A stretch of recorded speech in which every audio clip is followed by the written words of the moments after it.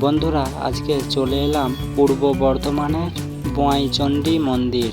এই সেই পবিত্র পুকুর। এখানে স্নান সেরে তারপর মাকে পুজো দিতে হয়। এখানে এলে এই পুকুরে আপনাকে স্নান করতেই হবে।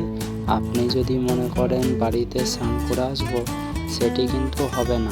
এই পুকুরটার এইটি হচ্ছে মেন ঘাট। আর এখানে পুজো দেওয়ার জন্য প্রচুর দোকান আছে। আর এখানে পুজোর থালা 20 টাকা থেকে শুরু আছে। 20, 40, 50, 60 যে যেমন পারে নেয়। আর যেই দোকানে আপনারা সরঞ্জাম কিনবেন পুজোর, সেই দোকানেই আপনারা ব্যাগপত্র রেখে দিতে পারেন, তারা যত্ন সহকারে রেখে দেবে। মায়ের ভক্তরা ডন্ডি কেটে মায়ের মন্দিরের দিকে চলেছেন।